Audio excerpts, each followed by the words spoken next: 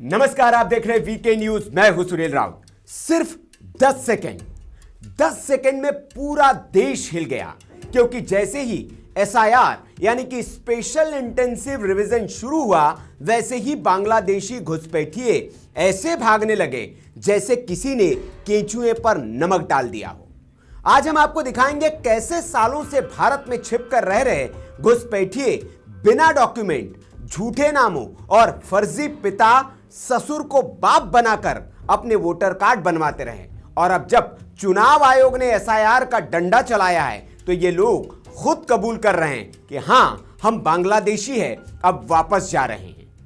पश्चिम बंगाल ममता सरकार का गढ़ और घुसपैठ का सबसे बड़ा एपिक सेंटर। यहां एसआईआर शुरू होते ही सीमा सुरक्षा बल यानी बीएसएफ के हाथ कुछ ऐसा लगा जिसने पूरे देश को हिला दिया है। बीएसएफ के जवान बताते हैं, पहले 2-4 अवैध बांग्लादेशी पकड़े जाते थे, लेकिन अब हर दिन 100 से 150 लोग, कहीं 300, कहीं 500 तक ये आंकड़े सामने आने लगे। ये वो लोग हैं जो बिना पासपोर्ट, बिना वीजा कई साल पहले भारत आए, काम किया, बस गए और फिर एक दिन मतदाता भी बन गए। लेकिन असली खुलासा तो एसआईआर में हुआ। श्रीरामपुर में 2 ऐसे बांग्लादेशी पकड़े गए हैं जिन्होंने पिता की जगह अपने ससुर का नाम लिखकर सीधा भारतीय वोटर कार्ड बनवा लिया था। जी हां, मतलब ससुर को ही अपना बाप बना लिया। सही सुना आपने, एक घुसपैठिया नाम मोहम्मद खलील मुल्ला, पहले वो भारत आया, यहां काम किया, भारतीय लड़की को फंसाया और उससे शादी कर ली, और फिर सोचो, पिता के कॉलम में अपने ससुर का नाम लिख दिया, मतलब ससुर को बाप बना लिया और वोटर कार्ड बन गया। अब वो खुलेआम कबूल करता है, हां, मैं बांग्लादेशी हूं, पिता के जगह ससुर का नाम लिखकर कार्ड बनवाया। और ये सिर्फ अकेला नहीं है, ऐसे लोगों की भरमार है। शेख रिजाजुल मंडल, इस शख्स ने भी कुछ ऐसा ही तरीका अपनाया भारतीय मतदाता बनने के लिए, और शायद ऐसे ही घुसपैठियों को बचाने के लिए विपक्ष एसआईआर का विरोध कर रहा है। आपको याद होगा, राहुल गांधी भी 15 दिन के लिए बिहार में रैली पर निकले थे और कह रहे थे कि एसआईआर रोका जाना चाहिए। कई लोग तुरंत भागे भागे सुप्रीम कोर्ट चले गए और ममता बनर्जी सड़क पर उतर आई। जब इस तरह का वाकया विपक्ष से होने लगे तो समझ जाइए कि मामला गड़बड़ है। अब जैसे ही एसआईआर के तहत दस्तावेज खंगालने शुरू किए गए, ये घुसपैठिए ऐसे सामने आने लगे जैसे डर के मारे दिल बैठ गया हो। सीमा चौकियों पर छोटे छोटे बैग लेकर लंबी लाइनें लग रही हैं। खुद ये लोग कह रहे हैं, हम अवैध बांग्लादेशी हैं, हम वापस जाना चाहते हैं, हमें भेज दो। एक महिला आयशा बीवी खुलना जिले की है, खुद कबूल करती है कि गरीब थी इसलिए वो भारत आई थी, उसके पास कोई कागज नहीं है, लेकिन अब उसे डर लग रहा है, वो वापस जाना चाह रही है। एक और है आमिर मिर्जा, सतखीरा का रहने वाला, कहता है बहुत लोग हैं हमारे जैसे, कोई कलकत्ता में है, कोई मालदा में है, और अब सब वापस जाना चाहते हैं। बड़ा सवाल, इतने रह लिए तो फिर अब क्यों भागना चाह रहे हैं? इतने दिनों तक वो रह ही रहे थे, अब क्यों भागना चाह रहे हैं? तो 2 बड़ी वजह है। पहली एसआईआर और दूसरी है प्रधानमंत्री नरेंद्र मोदी का लाल किले से घुसपैठियों के खिलाफ किए गए मिशन का ऐलान। एसआईआर में फर्जी वोटर कार्ड, जाली रिश्तेदार, नकली डॉक्यूमेंट, रैकेट की एक पूरी चेन पकड़ी जा रही है। चुनाव आयोग डॉक्यूमेंट चेक कर रहा है, पुलिस बायोमेट्रिक ले रही है, बीएसएफ पूछताछ कर रही है, और घुसपैठियों को डर है कि अब पकड़े गए तो सीधे जेल या फिर डिपोटेशन। इसलिए ये लोग अब खुद बॉर्डर पहुंचकर कह रहे हैं, हमें वापस भेज दो।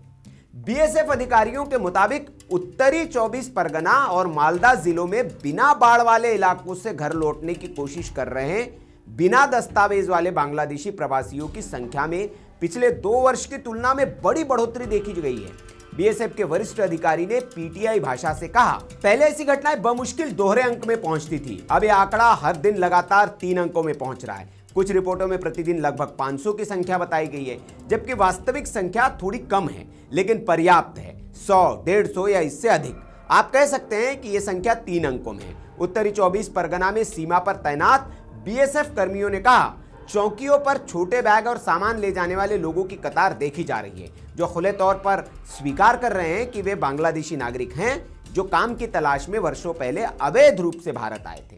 उनमें से एक आयशा बीवी, जिसने खुद को खुलना जिले का निवासी बताया, उसने कहा कि वो गरीबी के कारण भारत आई थी और बिना कागजात के यहाँ रह रही थी। उन्होंने एक समाचार चैनल से कहा, मेरे पास कोई दस्तावेज नहीं है, अब मैं खुलना लौटना चाहती हूँ, मैं यहाँ वापस जाने का ही इंतजार कर रही हूँ। एक दूसरे बांग्लादेशी नागरिक सतखीरा के अमीर बिरजा ने कहा कि वो रोजगार की तलाश में अवैध रूप से भारत आया था और कोलकाता के बाहरी इलाके में बिराती में रह रहा था। उन्होंने संवाददाताओं से कहा कि मेरे जैसे कई लोग हैं, कुछ लोग उत्तरी कोलकाता में, कुछ दूसरे स्थानों में रहते हैं और अब हम सब वापस जाना चाहते हैं। बांग्लादेशी प्रवासियों के लौटने की संख्या में अचानक हुई बढ़ोतरी से बीएसएफ और राज्य पुलिस पर दबाव बढ़ गया है, जिन्हें सीमा के दोनों ओर पकड़े गए प्रत्येक व्यक्ति का बायोमेट्रिक सत्यापन, पूछताछ और आपराधिक पृष्ठभूमि की जांच करनी होती है। अधिकारी ने कहा, जब कोई व्यक्ति अवैध रूप से सीमा पार करते हुए पकड़ा जाता है तो हम ये नहीं मान सकते कि वो घर लौट रहे दिहाड़ी मजदूर हैं। हो सकता है कि वे यहाँ कोई अपराध करने के बाद भागने की कोशिश कर रहे हो, या फिर वे कोई कट्टरपंथी या आतंकवाद से जुड़े तत्व हो सकते हैं जो भागने की कोशिश कर रहे हो। एक अन्य बीएसएफ अधिकारी ने यह भी बताया कि अगर कोई आपराधिक पहलू सामने आता है तो उन्हें अनिवार्य रूप से राज्य पुलिस को सौंप दिया जाता है, लेकिन अगर वे बिना किसी कागजात के यहाँ रहने वाले लोग हैं और अब वापस लौटना चाहते हैं तो हम उचित प्रक्रिया का पालन करते हैं और बॉर्डर गार्ड बांग्लादेश यानी कि बीजीबी से संपर्क करते हैं। अगर बीजीबी स्वीकार कर लेता है तो उन्हें औपचारिक रूप से वापस भेज दिया जाता है, अगर नहीं तो एक अलग प्रक्रिया शुरू की जाती है। अधिकारियों ने यह भी बताया कि वापस सीमा पार करने का प्रयास करने वाले लगभग सभी लोगों के पास वैध पासपोर्ट या यात्रा दस्तावेज नहीं है। एक अधिकारी ने यह भी कहा, सिर्फ वे लोग ही अवैध रूप से घुसपैठ की कोशिश करते हैं जिनके पास दस्तावेज नहीं होते। कई लोग तो रोजी रोटी के लिए सालों पहले आए थे, तय समय से ज्यादा समय तक रुक गए और अब उन्हें एसआईआर या पुलिस सत्यापन अभियान के दौरान पकड़े जाने का डर सता रहा है। उन्होंने कहा कि इतनी बड़ी संख्या में चुनौतियां पैदा कर दी है और कोई भी ऐसी एजेंसी हजारों लोगों को लंबे समय तक हिरासत में नहीं रख सकती। सत्यापन के बाद अगर उनका कोई आपराधिक इतिहास नहीं है तो बीजीबी के साथ समन्वय करना और उनकी वापसी की सुविधा प्रदान करना ही एकमात्र व्यावहारिक विकल्प है। तो ये वही एसआईआर है जिसके वजह से ये सब घुसपैठ की इतनी बड़ी तादाद में जो घुसपैठिए छिपे बैठे हैं उनके वो भी सामने आ रहे हैं और उनके घुसपैठ करने के तरीके भी सामने आ रहे हैं। ये वही एसआईआर है जिसका विपक्ष विरोध कर रहा है। ममता बनर्जी ने एसआईआर को साजिश बताया, राहुल गांधी ने एक यात्रा की जिसे बीजेपी ने घुसपैठिया बचाओ यात्रा नाम दिया, लेकिन एसआईआर शुरू होते ही जितने घुसपैठिए पकड़े गए उतनी तेजी से विरोध करने वालों की बात अब दबने लगी है। बीजेपी के शुभेंदु अधिकारी की बात अब सच होती दिख रही है। एसआईआर शुरू होगा तो घुसपैठिए भागेंगे, ये उन्होंने कहा था। और अब सीमा पर हालात ऐसे हैं कि हर दिन नई लाइन, नए चेहरे, नए बैग और एक ही डर, हम पकड़े जाएंगे, हमें वापस भेज दो। बीएसएफ भी कह रही है इतनी भीड़ पहले कभी नहीं देखी। सवाल यह है, क्या यह सिर्फ शुरुआत है? क्या एसआईआर पूरे देश को झकझोर देगा?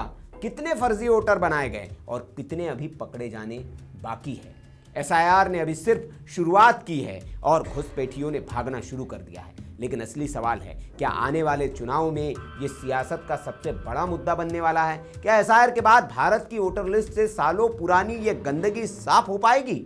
ये लड़ाई अभी लंबी है और हर दिन नए खुलासे होने वाले हैं। तो बांग्लादेश, पश्चिम बंगाल में जो एसआईआर चल रहा है और देश के बाकी राज्यों में भी एसआईआर चल रहा है, हमारी नज़र उस पर बनी हुई है। उससे जुड़ी रिपोर्ट्स हम आपको देते रहेंगे, दिखाते रहेंगे। उसके लिए आप हमारे चैनल को अगर आपने सब्सक्राइब नहीं किया है तो सब्सक्राइब कर ले और ऐसी खबरों के लिए देखते रहिए वीके न्यूज़। नमस्कार। वीके न्यूज़, राष्ट्र के नाम।